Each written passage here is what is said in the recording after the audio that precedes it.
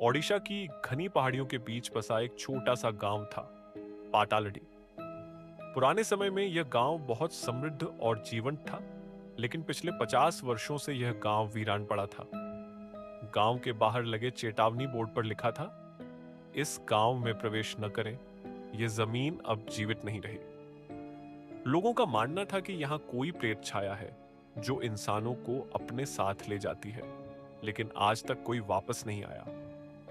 राहुल एक स्वतंत्र डॉक्यूमेंट्री निर्माता था। उसे लोक कथाओं और गुमशुदा गांवों पर काम करने का शौक था। उसे राज्य के पुरालेख कार्यालय में एक फाइल मिली जिसमें पाटालडी गांव का जिक्र था और साथ ही लापता हुए 23 ग्रामीणों की रिपोर्ट। राहुल को कहानी मिल चुकी थी, लेकिन उसे एहसास नहीं था कि यह सिर्फ एक कहानी नहीं, बल्कि मौत का दरवाजा था। राहुल ने अपने 3 दोस्तों को इस प्रोजेक्ट के लिए तैयार किया। श्वेता, एक रिसर्चर अमन, कैमरा ऑपरेटर किरण, ऑडियो टेक्नीशियन। चारों ने भुवनेश्वर से गाड़ी ली और गंजाम जिले की ओर रवाना हुए। रास्ते में जंगल, झरने और घुमावदार सड़कों ने माहौल को और रहस्यमयी बना दिया। जैसे जैसे वे गांव के करीब पहुंचे, हवा ठंडी होने लगी, मोबाइल सिग्नल गायब हो गया और एक अजीब सन्नाटा छा गया। गांव में घुसते ही चारों को लगा जैसे समय थम गया हो। हर झोपड़ी टूटी हुई थी, पेड़ सूखे और अधजले, और हर दिशा में अजीब सी सड़न की गंध। तभी उन्हें एक बूढ़ी औरत दिखी। उसके चेहरे पर गहरे जख्म थे और उसकी आंखें सफेद थीं। उसने कहा, तुमने गलती कर दी। इस जमीन को जगाना अब तुम्हारे लिए मौत बुलाना होगा। सुबह होते ही हवेली में अजीब सी खामोशी थी। किसी ने रात ठीक से सोया नहीं। राहुल ने जैसे ही कैमरा उठाया और पिछली रात की रिकॉर्डिंग देखनी शुरू की, उसके चेहरे की रंगत उड़ गई। एक फुटेज में किरण बिस्तर पर सो रहा था और उसके पीछे एक धुंधली परछाई धीरे धीरे झुककर उसके कान में कुछ फुसफुसा रही थी। अमन बोला, ये कोई टेक्निकल गड़बड़ी नहीं है, ये कुछ और है, कुछ जो हमारे साथ है। श्वेता ने हवेली की दीवार पर एक पुरानी तस्वीर देखी। उसमें एक आदमी था जिसकी आंखें किसी पागल की तरह फैली हुई थी। नीचे नाम लिखा था, तंत्रनाथ। श्वेता को याद आया कि भुवनेश्वर के पुस्तकालय में उसने तंत्रनाथ नाम पहले पढ़ा था, एक तांत्रिक जिसने 100 साल पहले गांव को श्राप दिया था। माना जाता है कि तंत्रनाथ ने किसी रात गांव की एक महिला पर क्रूर तांत्रिक अनुष्ठान किया था। जब गांव वालों को इसका पता चला तो उन्होंने उसे हवेली में ही जिंदा जला दिया। लेकिन मरते वक्त तंत्रनाथ ने चीखते हुए कहा था, मेरे रक्त से जिसने जमीन छीनी है, अब उसकी आत्मा यहाँ की माटी में बसी है। मैं लौटूंगा हर उस जीवन में जो यहाँ ठहरेगा। अगली रात हवेली के भीतर कुछ दरवाजे अपने आप खुलने लगे। खिड़कियों के शीशे अपने आप टूटने लगे। किरण को फिर एक द्वारा पड़ा।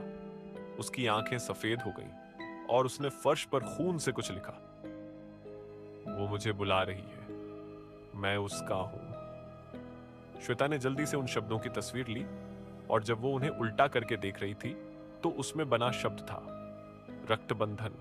तभी हवेली के नीचे जमीन से एक अजीब सी ध्वनि आई, जैसे कोई जंजीरें घसीट रहा हो। चारों दोस्तों ने टॉर्च लेकर तहखाने की तरफ रुख किया। वहां की हवा बर्फ जैसी ठंडी थी। दीवारों पर सूखे खून के धब्बे और तांत्रिक चित्र बने हुए थे। एक जगह उन्हें एक पुराना बक्सा मिला। जब राहुल ने उसे खोला तो उसमें एक सड़ा गला कंकाल था और उसके हाथ में एक छोटी गुड़िया पकड़ी हुई थी जिसकी आंखें आज भी चमक रही थीं। तभी एक गूंजती हुई आवाज आई, मेरे बच्चे को मुझसे छीन लिया था, अब हर बच्चा मेरा है। किरण बेहोश होकर जमीन पर गिर पड़ा। श्वेता ने गुड़िया उठाई और जैसे ही उसने उसकी आंखों में देखा, उसे एक झलक मिली। एक औरत तांत्रिक द्वारा जबरदस्ती खींची जा रही थी। उसकी गोद से एक नवजात बच्चा छीनकर उस पर बलि का अनुष्ठान किया जा रहा था।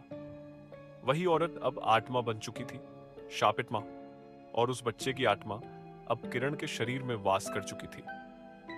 राहुल को अब समझ आ गया कि तंत्रनाथ की आत्मा नहीं, बल्कि उस मां की आत्मा अब बदला ले रही है। वो अब हर उस आत्मा को ढूंढ रही थी जो उस रात के नरसंहार से जुड़ी थी, और किरण शायद उसका पुनर्जन्म था। अगली सुबह श्वेता की लाश हवेली की छत से उल्टी लटकी मिली। उसकी आंखें खुली थीं और जबान गले से बाहर। राहुल और अमन ने किरण को उठाया और भागने लगे, लेकिन गांव से बाहर जाने वाला रास्ता अब गायब हो चुका था। हर पगडंडी उन्हें फिर उसी हवेली के सामने ले आती। रात फिर हुई। हवेली की खिड़कियों में सफेद परछाइयां दिखने लगी। अमन ने कहा, हम कभी यहां से नहीं निकल पाएंगे। राहुल ने बस एक बात कही, ये गांव अब हमारा है और हम इसके। कैमरा जमीन पर गिरा। उसमें आखिरी फुटेज में दिखा 4 परछाइयां, एक जलती हुई हवेली और पीछे किसी औरत की धीमी फुसफुसाहट। अब ये मेरी जमीन है। फिर कैमरे की स्क्रीन ब्लर हो गई और सन्नाटे के बीच एक आखिरी आवाज गूंजी, पातालडी में जो गया वो फिर कभी लौट नहीं पाया।